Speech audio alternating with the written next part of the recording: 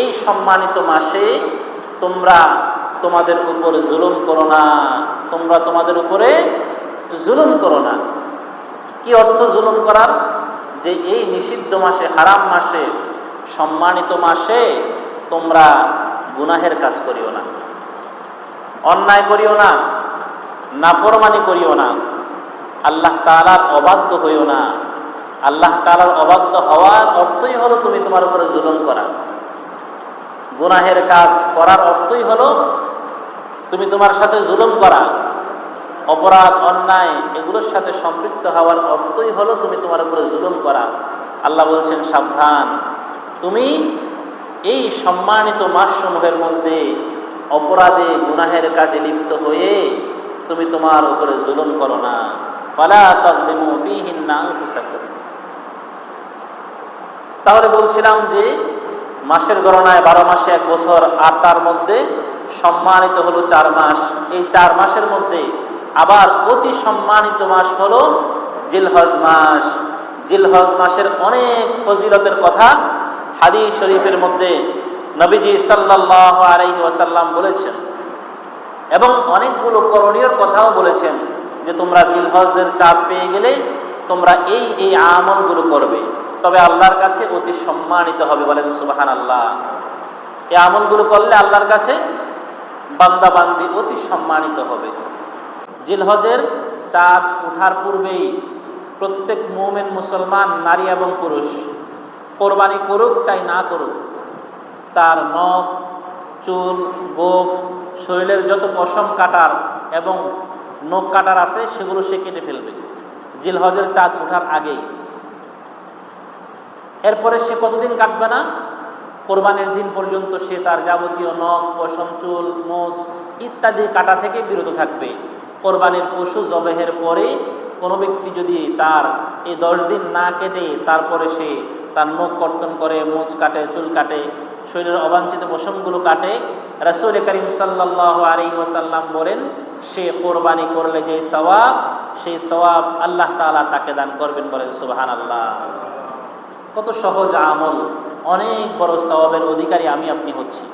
তাহলে এই গুরুত্বপূর্ণ বিষয়টি মনে থাকবে তো সবার ইনশাআল্লাহ। বাসায় গিয়ে আমরা আমাদের মা বোনদেরকে বলবো। আজকে হলো জিলকদ মাসের 26 তারিখ শুক্রবার, 27 তারিখ শনিবার, 28 তারিখ রবিবার, 29 তারিখ সোমবার। সোমবারের মধ্যে আমরা সূর্যাস্তের পূর্বেই কেটে ফেলবো। যদি মাস 29-এ হয় তাহলে মঙ্গলবার থেকে 1 তারিখ হবে। এই জন্য আমরা সোমবারের মধ্যেই আমাদের যা যা কাটার কর্তন করার প্রয়োজন আমরা সেটা কেটে ফেলবো। বাকি 10 দিন আমরা কাটবো না। পারবো তো ইনশাআল্লাহ? আল্লাহ আমাদেরকে তৌফিক দান করে, আমিন বলেন।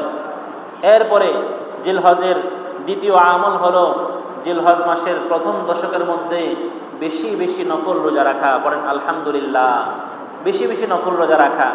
রোজায় তো স্বাভাবিক মানুষের স্বাস্থ্যের অনেক উপকার রয়েছে, এবং হাদিস শরীফের মধ্যে এসেছে যে ব্যক্তি জিলহজের রোজা রাখবে, এক হাদিসের মধ্যে এসেছে আল্লাহর হাবিব সাল্লাল্লাহু আলাইহি ওয়াসাল্লাম বলেছেন, জিলহজের প্রত্যেক দিনের রোজা আল্লাহ তাআলা এক এক বছরের রোজার সমপরিমাণ সওয়াব বান্দা বান্দিকে দান করবে। বলেন সুবহানাল্লাহ।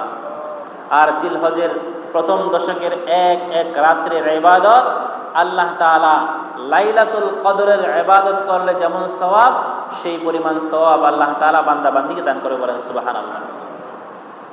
وقال سيدنا رسول الله صلى الله عليه وسلم ما من أيام أحب إلى الله أن يتعبد له فيها من ذي الحجة يعدل صيام كل يوم منها بصيام سنة وقيام كل ليلة منها بقيام ليلة القدر। রাসূল করিম সাল্লাল্লাহু আলাইহি ওয়াসাল্লাম বলেন, আল্লাহর যেই বান্দা, যেই বান্দি জিলহজের প্রথম দশকে এক এক দিন রোজা রাখবে, আল্লাহ রাব্বুল আলামিন এক এক রোজার বিনিময় 1 বছর রোজা রাখলে যেই পরিমাণ সওয়াব, সেই পরিমাণ সওয়াব বান্দা বান্দির আমলনামার মধ্যে দান করে দিবেন। নবীজি সাল্লাল্লাহু আলাইহি ওয়াসাল্লাম আরো বলেছেন, যে ব্যক্তি জিলহজের প্রথম দশকে রাত্রি জাগরণ করে ইবাদত বন্দেগী করবে, এক এক রাত্রের ইবাদত আল্লাহ রাব্বুল আলামিন লাইলাতুল কদরের ইবাদতের সমপরিমাণ সওয়াব বান্দা বান্দিকে দান করবেন। সুবহানাল্লাহ বলেন। তাহলে এই আমলগুলো পারা যাবে না ইনশাআল্লাহ।